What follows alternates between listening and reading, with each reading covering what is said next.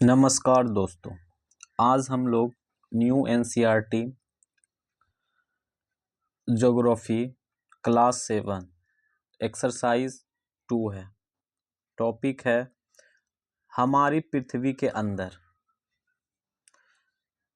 हमारी पृथ्वी के अंदर ये टॉपिक को पूरा हम लोग अच्छी तरह से रीडिंग लगाएंगे। जो इम्पोर्टेंट लाइन होंगे उसको हम लोग अंडरलाइन करते हुए चलेंगे और नोट भी करेंगे। चलिए स्टार्ट करते हैं।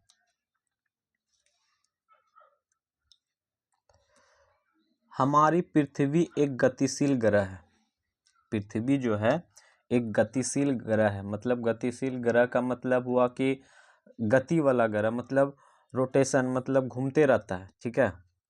इसके अंदर एवं बाहर निरंतर परिवर्तन होता है। मतलब पृथ्वी के अंदर और बाहर जो है ना, लगभग परिवर्तन होते रहता है।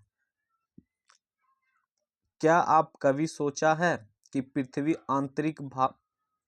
के आंतरिक भाग में क्या है? मतलब पृथ्वी के अंदर में क्या है और पृथ्वी के किन किन पदार्थों से बनी है? हमारा जो पृथ्वी है इसके अंदर के भाग में क्या है और क्या चीज से बना है? चलिए आज इसी के बारे में देखते हैं। तो पृथ्वी के आंतरिक भाग मतलब पृथ्वी के अंदर का भाग क्या है, देखते हैं जरा आज इसको। तो कह रहे हैं कि एक प्याज की तरह पृथ्वी भी एक ऊपरी एक संकेंद्री परतों से बनी है। जैसे कि प्याज देखे ना, उसका स्लय व स्लय रहता है, बहुत सी परत रहता है, उसी तरह हमारा पृथ्वी है। पृथ्वी एक प्याज के समान है। मतलब पृथ्वी जो है ना, अभी ये परत व परत बनी हुई है। जैसे कि चित्र 2.1 देखें, यहाँ पे है चित्र 2.1 पृथ्वी का आंतरिक भाग। देखेंगे फिर इसमें कहाँ क्या है, पहले पढ़ लेते हैं। पृथ्वी की सतह की सबसे ऊपरी परत को प्रपटी कहते हैं। क्या कहते हैं? पृथ्वी के सबसे ऊपर का परत। एक्सरसाइज 1 में भी अभी हम लोग पढ़े थे। तो इसको ऊपर वाले भाग को क्या कहते हैं? ऊपर वाला भाग को पृथ्वी का तो प्रपटी कहते हैं। ठीक है। यह सबसे पतली परत होती है। प्रपटी जो होती है सबसे पतली परत होती है। यह महाद्वीपीय संहति में 35 किलोमीटर मतलब कि 35 किलोमीटर एवं समुद्री सतह के केवल 5 किलोमीटर तक है। मतलब कह रहे हैं कि यह महाद्वीपीय संहति से 35 किलोमीटर एवं समुद्री सतह में केवल 5 किलोमीटर तक है। ठीक है। ये प्रॉपर्टी जो है समुद्री महाद्वीपीय संहति में 35 किलोमीटर और समुद्री सतह से 5 किलोमीटर तक है। ठीक है। और इसका पहले देख और पढ़ लेते हैं, तब फिर फिगर को समझेंगे।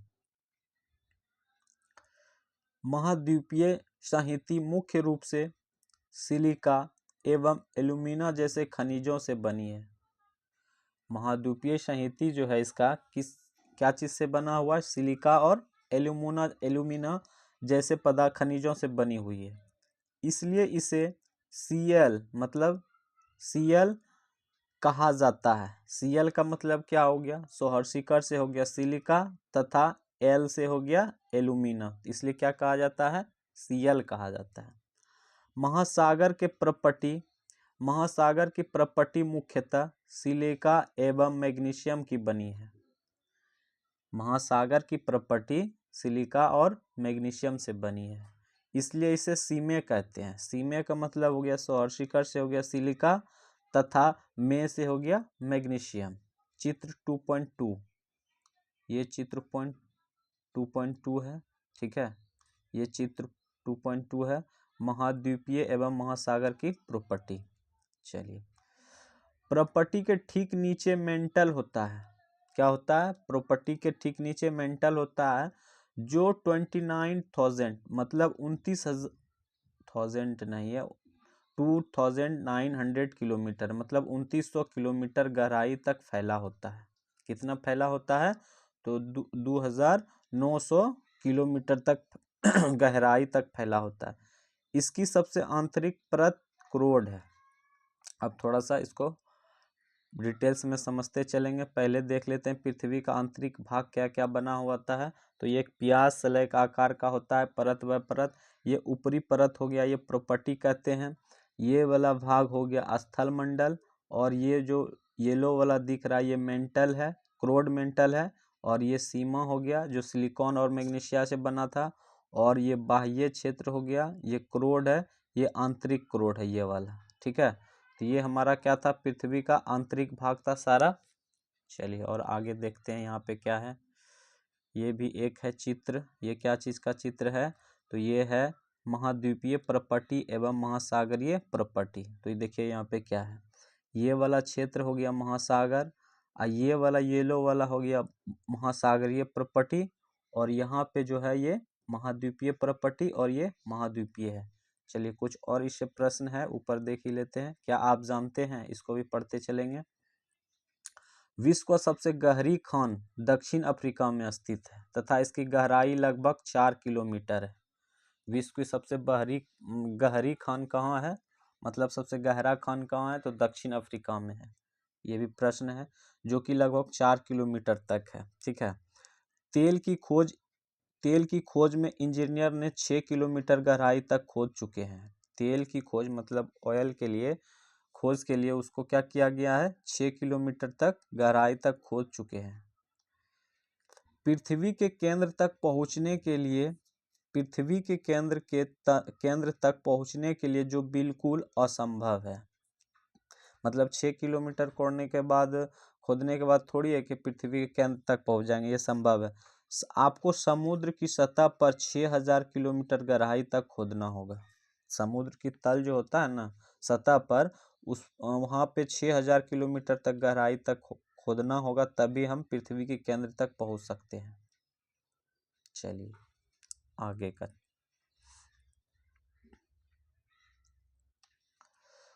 जिसकी त्रिज्या लगभग 3500 किलोमीटर है।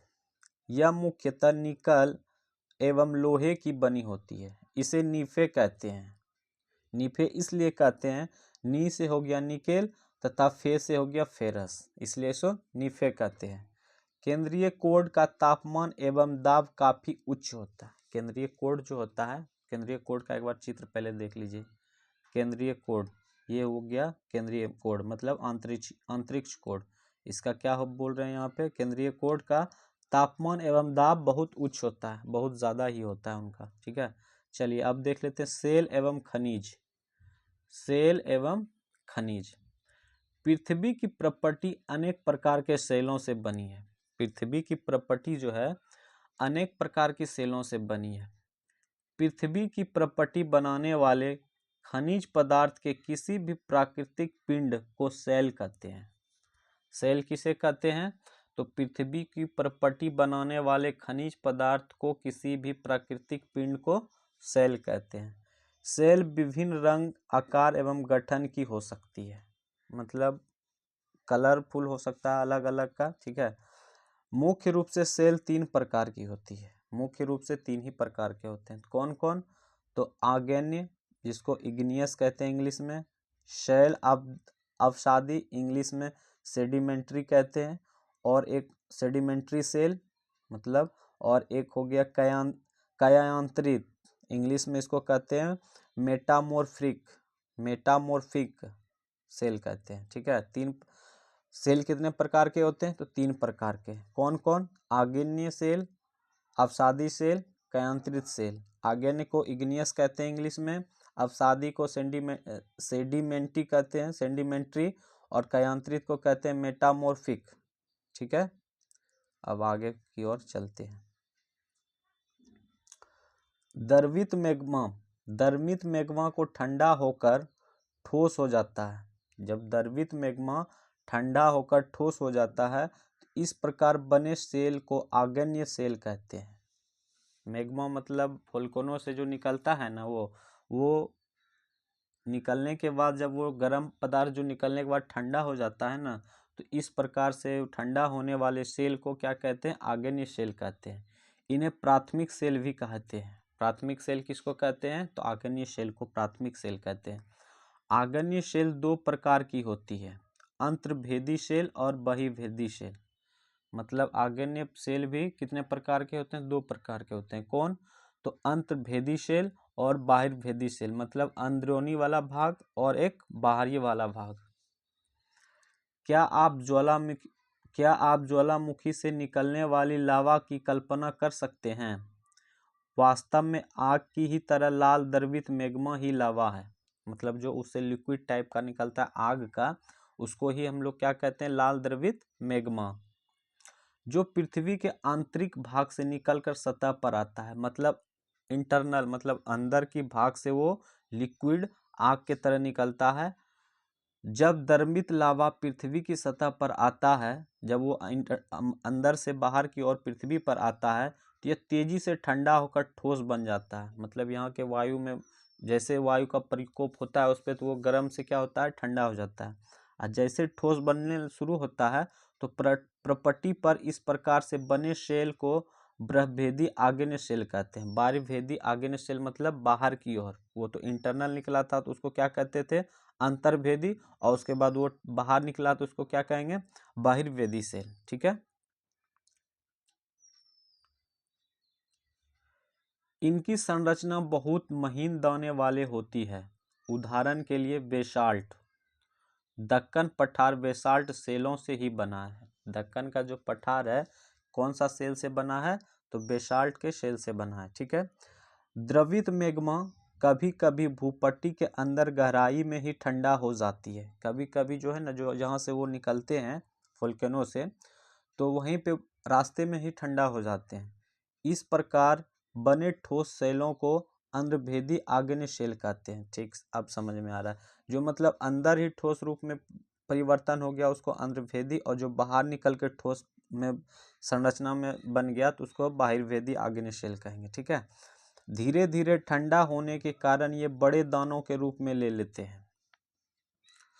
ग्रेनाइट ऐसे ही सेल का एक उदाहरण है। ग्रेनाइट जो है ऐसा ही सेल का उदाहरण है। लेई मसालों तथा दानों का चूर्ण बनाने के लिए जिन अपघर्षण पदार्थों का उपयोग होता है वे ग्रेनाइट के ही बने होते हैं।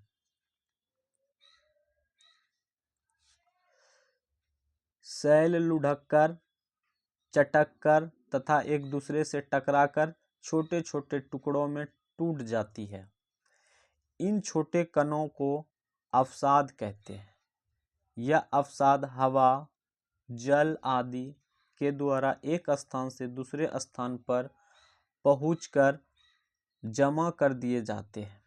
ये अदृढ़ अवसाद दबकर एवं कठोर होकर सेल की परत बनाते हैं।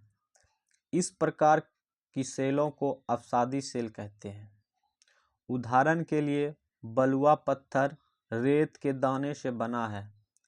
इन सेलों में पौधों, जानवरों एवं अन्य सूक्ष्म जीवाणुओं जो भी इन सेलों पर रहे हैं के जीवाश्म भी हो सकते हैं।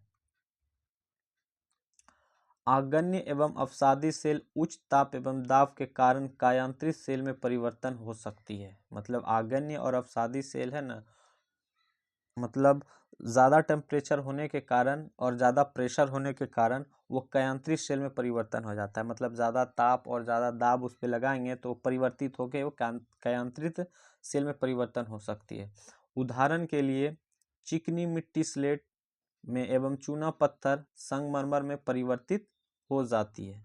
मतलब यहाँ से एक प्रश्न और बन रहा है कि स्लेट, चूना पत्थर, संगमरमर ये किसका है रूप, तो ये कायांतरित सेलों का रूप है। ठीक है। ये सब भी ध्यान में रखते चलना है। और साइड में क्या क्या है उसको भी अब देख लेते हैं। पृथ्वी की आयतन केवल 1% हिस्सा ही प्रपटी है। ठीक है। पृथ्वी का पूरा आयतन का 1%, सिर्फ ओनली 1% ही प्रपटी का हिस्सा है। ठीक है।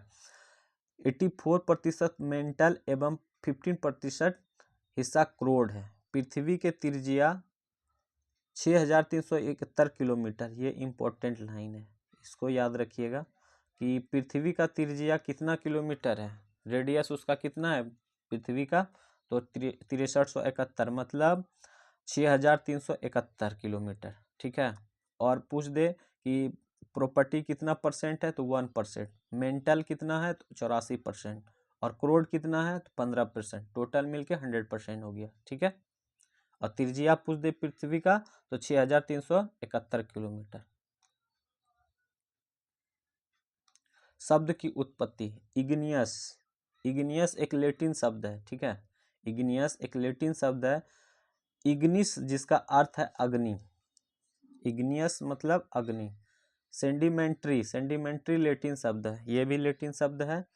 तो ये सेडिमेंटम जिसका अर्थ है स्थिर, मतलब ये कांस्टेंट हो गया, स्थिर हो गया, सेंडिमेंटन। और मेटामॉर्फिक, मेटामॉर्फिक एक ग्रीक शब्द है, ग्रीक शब्द है ये। वो दोनों लैटिन शब्द था, इग्नियस लैटिन, सेंडिमेंट्री लैटिन, और मेटामॉर्फिक क्या था, ये ग्रीक शब्द है। तो ग्रीक शब्द है मोटामोर्फोस जिसका अर्थ होता है रूप परिवर्तन, मतलब कोई चीज का आकार में परिवर्तन लाना, इसको हम लोग क्या कहते हैं, मोटामोर्फोस। चलिए शब्दावली। जीवाश्म, सेलों की परतों में दबे मृत पौधों एवं जंतुओं की अवशेषों को जीवाश्म कहते हैं। कहते हैं ना कि जीवाश्म क्या होता है, तो जीवाश्म के बारे में थोड़ा सा समझ लीजिए। छोटी छोटी सेल होता है, परत होता है, जैसे कि पेड़ पौधा, मृत पेड़ पौधा जो अवशेषों मतलब पृथ्वी के अंदर, मतलब मिट्टी के अंदर अगर दबा हुआ रहता है, वो जो उससे अवशेष बनता है उसको हम लोग क्या कहते हैं, जीवाश्म कहते हैं। चलिए ये भी देख लेते हैं चित्र 2.3। कयांत्रित सेल में परिवर्तित अवसादी सेल, मतलब कयांत्रित सेल से बना है अवसादी सेल। चलिए नेक्स्ट पेज।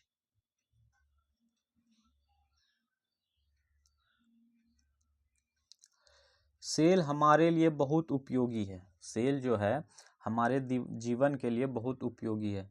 कठोर सेलों का उपयोग सड़क, घर एवं इमारत बनाने के लिए किया जाता है। कठोर सेल जो होता है उसका उपयोग क्या क्या में करते हैं, सड़क बनाने में, घर बनाने में, इमारत बनाने में किया जाता है।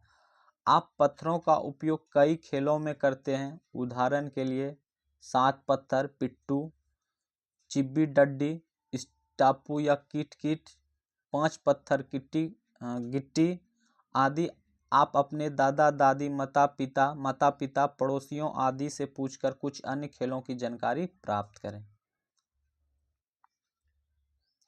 चलिए आओ कुछ कर सीखें। अनेक स्मारकों के चित्र एकत्र कीजिए तथा पता कीजिए कि वह किन किन शैलों से बनी है। 2 चित्र आपके लिए एकत्रित किए गए हैं। 2 चित्र कौन कौन है, तो ये भी देख लेते हैं। लाल किला लाल बलुआ पत्थर से बना है। ताजमहल सफ़ेद संगमरमर से बना है, ये भी तो पत्थर से ही बना है लेकिन क्वालिटी अलग है। लाल किला लाल बलुआ पत्थर से और ताजमहल सफ़ेद संगमरमर से बना है। चलिए आपको जानकर आश्चर्य होगा कि किन्हीं निश्चित दशाओं में एक प्रकार की शैल चक्रीय तरीके से एक दूसरे में परिवर्तित हो जाते हैं। एक सेल दूसरे सेल में परिवर्तन होने की इस प्रक्रिया को सेल चक्र कहते हैं। कहने का मतलब है कि एक सेल दूसरे सेल में प्रेशर तापमान के वजह से जो परिवर्तन लाता है उसको हम लोग क्या कहते हैं, सेल चक्र कहते हैं। आप जानते हैं कि द्रवित मैग्मा ठंडा होकर ठोस आग्नेय शेल बन जाता है। बिल्कुल, ये आग्नेय शेल छोटे छोटे टुकड़ों में टूटकर एक स्थान से दूसरे स्थान पर स्थानांतरित होकर अवसादी सेल का निर्माण करते हैं। ताप एवं दाब के कारण ये आग्नेय एवं अवसादी सेल कयांत्रित सेल में बदल जाते हैं। ठीक है, अत्यधिक ताप एवं दाब के कारण कयांत्रित सेल पुनः पिघलकर द्रवित मैग्मा बन जाती है। यह द्रवित मैग्मा पुनः ठंडा होकर ठोस आग्नेय शेल में परिवर्तित हो जाती है। चलिए जरा इसको सेल क्षेत्र को चित्र के माध्यम से थोड़ा समझते हैं। ये है क्या है, ये मैग्मा है, वोल्केनो। ठीक है, यहाँ से निकला, ये कयांत्रित, यहाँ से पहले आ गया आग्नेय शेल में, आग्नेय शेल से क्या हो गया, अवसादी शेल में। ये दोनों में परस्पर अब चेंज होते हैं, क्या है, अवसादी शेल अवसाद, फिर यहाँ से कयांत्रिक, फिर इससे कयांत्रिक, फिर इससे, मतलब टोटल चक्रण के द्वारा फिर से मैग्मा बनता है, फिर से अग्नेय बनता है, फिर अवसादी, फिर कयांत्रित, फिर से मैग्मा। यही चक्रण इसका चलता है। इस चक्रण को क्या हम लोग कहते हैं, सेल चक्र कहते हैं।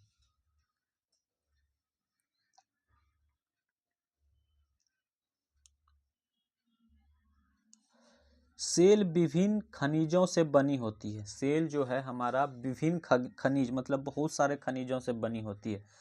खनिज प्राकृतिक रूप में पाए जाने वाले पदार्थ हैं। खनिज जो है ना प्राकृतिक रूप में मतलब मनुष्य द्वारा बनाया गया नहीं, वो प्राकृतिक है, ठीक है। जिसका निश्चित भौतिक गुणधर्म एवं निश्चित रासायनिक मिश्रण होता है। क्या क्या होता है? जिसका निश्चित भौतिक गुणधर्म एवं निश्चित रासायनिक मिश्रण होता है। खनिज मानव जाति के लिए बहुत महत्वपूर्ण होता है। खनिज जो है ना मनुष्य के लिए बहुत इंपॉर्टेंट है। कुछ उपयोग ईंधन की तरह होता है, जैसे कोयला, प्राकृतिक गैस, पेट्रोलियम। इनका उपयोग उद्योग, औषधि एवं उर्वरक के रूप में भी होता है, जैसे लोहा, एल्युमिनियम, सोना, यूरेनियम आदि। तो ये सब खनिज है, जो कि खनिज हमारे दैनिक जीवन के लिए बहुत इंपॉर्टेंट है। चलिए आओ कुछ कर सीखें। आपके राज्य में कौन से खनिज पाए जाते हैं? अपनी कक्षा में दिखाने के लिए कुछ नमूने एकत्रित कीजिए। चलिए ये भी लेसन कंप्लीट हो गया। अब इसका कुछ प्रश्न देख लेते हैं, शॉर्ट वाला, लॉन्ग बाद में कराया जाएगा। चलिए 2 नंबर प्रश्न है, सही उत्तर चिन्हित कीजिए। तो प्रश्न है क नंबर क्या है? द्रवित मैग्मा से बने शेल क्या होता है? तो द्रवित मैग्मा से बनी शेल को हम लोग पढ़े थे अभी, उसको आग्नेय कहते हैं, ठीक है। 2 नंबर ख नंबर प्रश्न को देखते हैं। पृथ्वी की सबसे भीतरी परत क्या होता है? उसको क्रोड कहते हैं, जो कि अधिक तापमान और अधिक दाब रहता है उस पे, इंटरनल क्रोड पे। 2 नंबर प्रश्न पढ़ते हैं। सोना, पेट्रोलियम एवं कोयला किसके उदाहरण है?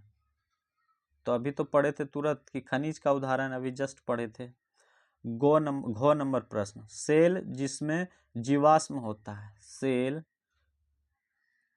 सेल जिसमें जीवाश्म होता है क्या हो जाएगा?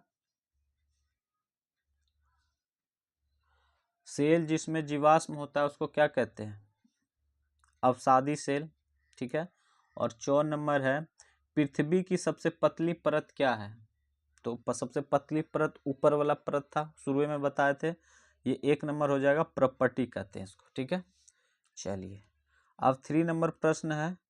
अच्छा, मिलान करने के लिए ये भी है कि 3 का हो जाएगा, निम्नलिखित स्तंभों को मिलान कर सही जोड़े बनाइए। चलिए इसको मिलान करना है। क्रोड, को में है करोड़, क्रोड का क्या हो जाएगा? तो क्रोड का हो जाएगा, क्रोड हम लोग क्या पढ़े थे? तो सबसे भीतरी परत होता है। क्रोड क्या होता है? सबसे भीतरी परत, मतलब 1 का हो जाएगा 5 नंबर, क्या कि नीचे वाला पेज में है। चलिए को का हो गया 5 नंबर।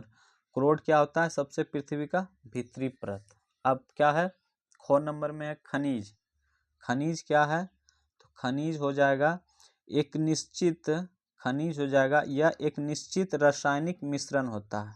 4 नंबर हो जाएगा। खनिज का क्या हो जाएगा? 4 नंबर। एक खनिज जो रासायनिक का निश्चित मिश्रण होता है। चलिए गो नंबर है सेल। सेल क्या होता है? सेल का उपयोग क्या चीज़ के लिए करते हैं? तो गो का हो जाएगा, ये हो जाएगा सड़क। 2 नंबर, सड़क एवं इमारत बनाने के लिए उपयोग होता है सेल का, ठीक है। अब चलते हैं आगे, क्या है? और घ नंबर है। घ नंबर क्या है? चिकनी मिट्टी। चिकनी मिट्टी क्या है? तो स्लेट में बदलता है। ये चिकनी मिट्टी क्या है? तो 6 नंबर हो जाएगा, स्लेट में बदलता है। 4 नंबर है सीएल। सीएल क्या होता है? तो ये हो जाएगा 3 नंबर। सीएल मतलब सिलिका एल्यूमिना से बना होता है, उस समय भी देखे थे। तो चलिए आज ये कंप्लीट हो गया। ये ज्योग्राफी का 2nd नंबर एक्सरसाइज था, हमारी पृथ्वी के अंदर, जो कि ये पूरा कंप्लीट करा दिया गया है। अब नेक्स्ट एक्सरसाइज होगा 3, नेक्स्ट क्लास में होगा। आज का क्लास यहीं पे समाप्त करते हैं। धन्यवाद।